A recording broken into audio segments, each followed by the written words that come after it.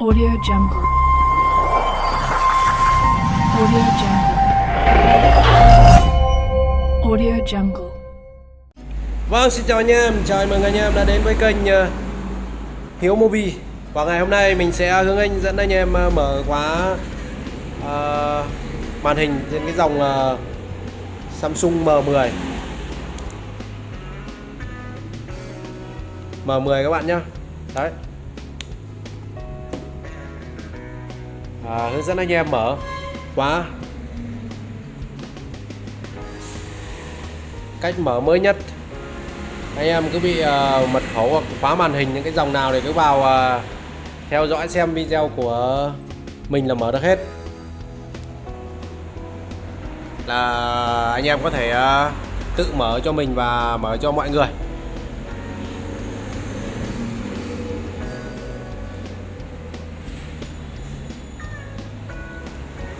Anh em đừng quên like, đăng ký kênh, chia sẻ để mọi người cùng biết đến nhá. Vâng, xin cảm ơn anh em, cảm ơn. Ok, đầu tiên thì các bạn hãy tắt đi này. Thì cái này các bạn tắt thì sẽ không tắt được, vì đang ở chế độ có mật khẩu. Thì các bạn khởi động.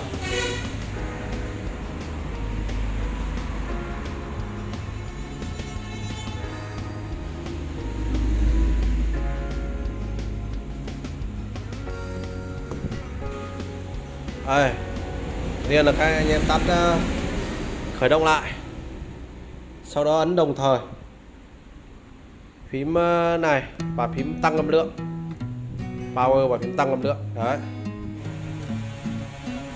đến khi hiển thị logo thì các bạn thả ra, tắt.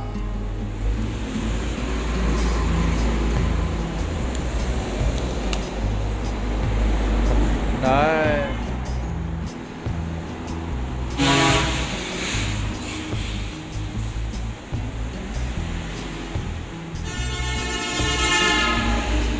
không được anh em làm lại nhé. Thế này phải nhlàm nhanh, mình vừa với bỏ cái ốp ra nên chưa kịp để bấm.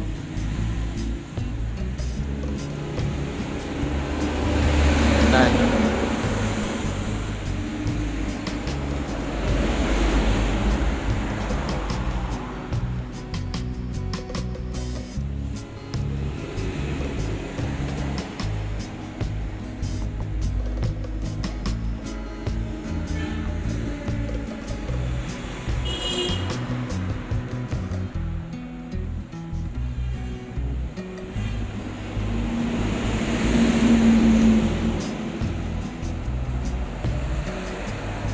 đấy, rất là đơn giản. Khởi động lên này anh em ấm đồng thời phím power và phím tăng âm lượng để vào chế độ G-Cover. Đây, và anh em nhìn thấy cái này, Android M10 ở Android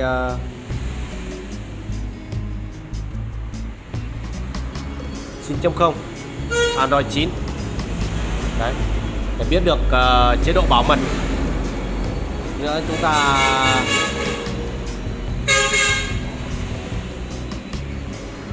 VPN này,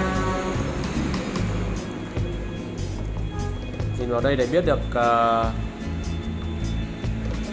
máy đang ở Android mấy này. Chúng ta biết cách để chúng ta tí nữa khi chúng ta reset thì sẽ hỏi cái tài khoản Gmail, chúng ta biết cách để vượt qua. Ok, đấy, các bạn đi vào bên trong chưa? Cái này là đợi thôi. Sau khi đợi xong thì chúng ta phải thêm một bước nữa, đó là vượt qua cái bước tài khoản Gmail. Nếu như các bạn mà nhớ tài khoản Gmail thì cái bước đấy sẽ không cần phải thực hiện nữa. Còn nếu như các bạn mà không nhớ tài khoản Gmail thì các bạn sẽ phải thêm một cái bước nữa để vượt qua. Ok, anh em theo dõi video làm theo nhé. Chúc mọi người làm thành công nhé. Có khó khăn gì hoặc cần gì thì nhắn tin cho mình sẽ hướng dẫn.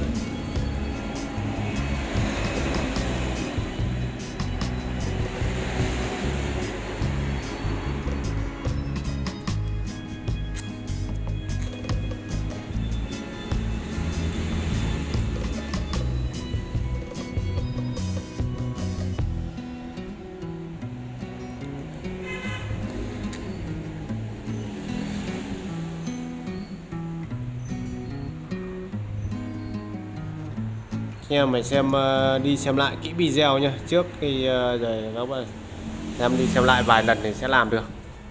Rất là đơn giản.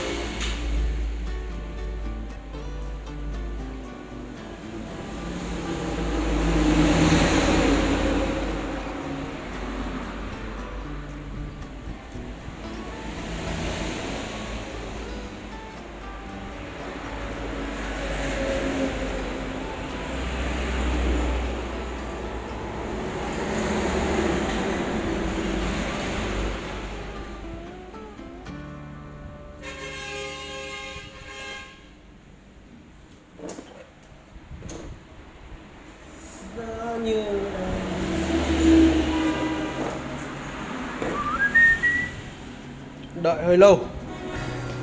Khâu này là đợi chờ lại khúc đợi chút.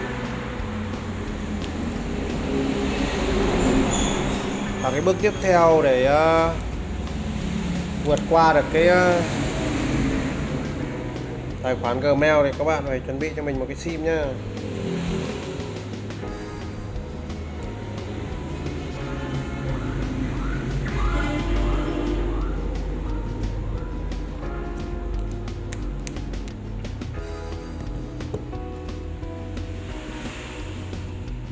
Anh em có thể tự học, mở phần mềm số điện thoại online tại nhà. Này mình sẽ hướng dẫn anh em mở rất là đơn giản. Cái này các bạn mà ra quán thì cũng phải đôi lít.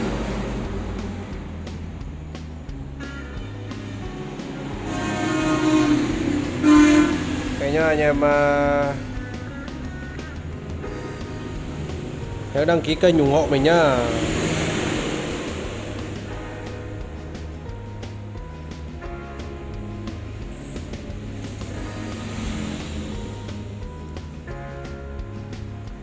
Các bạn phải bỏ thời gian ra xem thật kỹ video, xem đi xem lại thì chúng ta mới làm được. Thì những cái này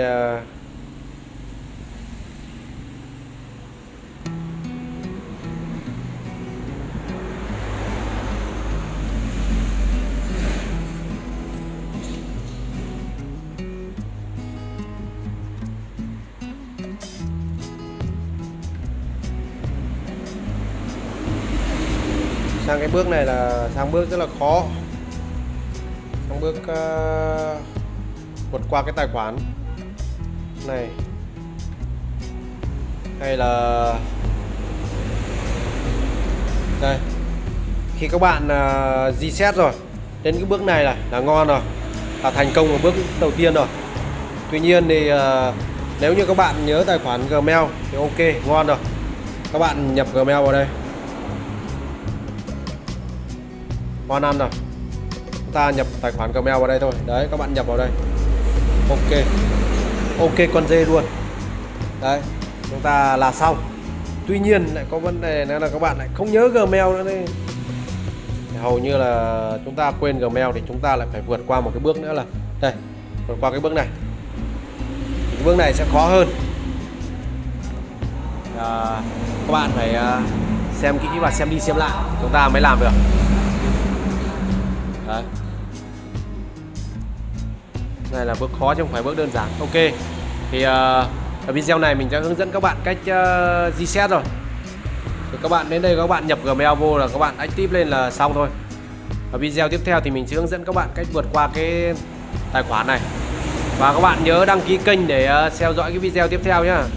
Video tiếp theo thì mình sẽ để ở phần cuối cái link này, cuối cái đường dẫn này, cuối cái video này. Thì các bạn xem hết video này thì sẽ xuất hiện cái video tiếp theo, video vượt qua cái bước tài khoản này.